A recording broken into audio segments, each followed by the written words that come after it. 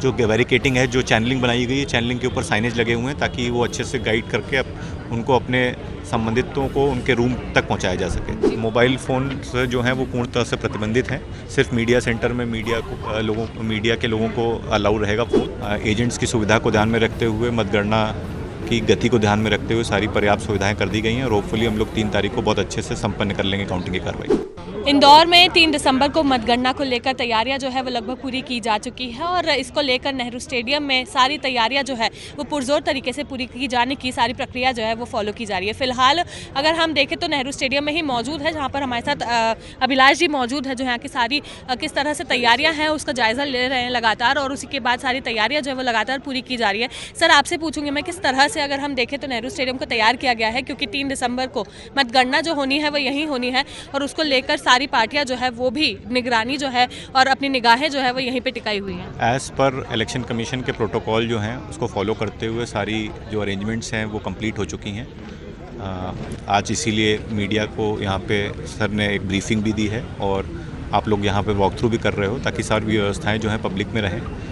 Agents की सुविधा को ध्यान में रखते हुए, मतगणना की गति को ध्यान में रखते हुए सारी पर्याप्त सुविधाएं कर दी गई हैं और होपफुली हम लोग 3 तारीख को बहुत अच्छे से संपन्न कर लेंगे काउंटिंग की कार्रवाई। बिल्कुल सर, अगर हम ये बाहर की जो तैयारियां हैं इसको देखें तो यहाँ पर पूरी तरह से बैरिकेटिंग भी की गई है, साथ ही में कई सारे कक्ष बनाए गए हैं। क्यों इतनी बैरिकेटिंग की गई है? क्या ये सारी बैरिकेटिंग जो है वो अलग अलग कक्ष तक जाने के लिए हमें हेल्प करेगी? बिल्कुल, क्योंकि सारे एजेंट्स आएंगे तो कोई कन्फ्यूजन नहीं हो, एजेंट्स अपने संबंधित काउंटिंग रूम में पहुँच पाएँ उसके लिए बैरिकेटिंग की गई है और जो बैरिकेटिंग है, जो चैनलिंग बनाई गई है, चैनलिंग के ऊपर साइनेज लगे हुए हैं ताकि वो अच्छे से गाइड करके उनको अपने संबंधितों को उनके रूम तक पहुंचाया जा सके। जी, और ये बाकी कक्ष जो बनाए गए हैं सर यहाँ पर, वो किस लिए बनाए? कुछ कक्ष जो हैं अगर एजेंट्स जलपान के लिए या किसी अन्य काम के लिए बाहर आते हैं तो बैठ सकते हैं खाने पीने के लिए। ये मीडिया का कक्ष है आपके पीछे जहाँ पे अभी आप लोग की ब्रीफिंग हुई और बाकी जो हैं वो पेड कैंटीन्स हैं, देन पुलिस प्रशासन का सेटअप है बैठने के लिए और शौचालय का वगैरह का सेटअप है, तो ये सब के लिए बाकी व्यवस्थाएं आपको दिख रही हैं। सर, एक लास्ट सवाल था मेरा, फ्रंट गेट से अगर हम एंट्री की बात करें तो किन लोगों को यहाँ से अंदर जाने की अनुमति मिलेगी और किस तरह से मिलेगी?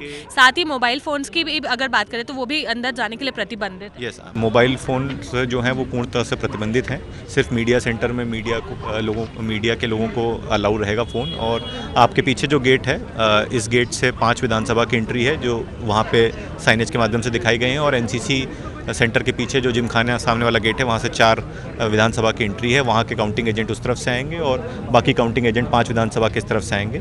जो मतगणना अधिकारी हैं वो गेट नंबर 3 से आएंगे और बाकी जो प्रशासनिक लोग हैं वो गेट नंबर 1 से आएंगे। बिल्कुल, तो जिस तरह से हमने यहाँ पर देखा तैयारियाँ जो है वो लगातार की जा रही है। अगर हम देखें तो कुछ ही समय रह गया है जिसके बाद मतगणना की जो प्रक्रिया है वो शुरू हो जाएगी और सीधी तस्वीरें जो है वो लोगों को मतगणना के दिन की मिलेगी। सभी के सामने वो जितनी भी तस्वीरें रहेंगी वो सामने आएगी। ट्रांसपेरेंसी रखने की पूरी तरह से कोशिश यहाँ पर की जा रही है ताकि किसी भी तरह का विरोध प्रदर्शन यहाँ पर ना हो और साथ ही में ट्रांसपेरेंट नतीजे जो है वो लोगों तक पहुंचे। कैमरा पर्सन अखिलेश जायसवाल के साथ मैं निहारिका शर्मा, IBC 24 इंदौर।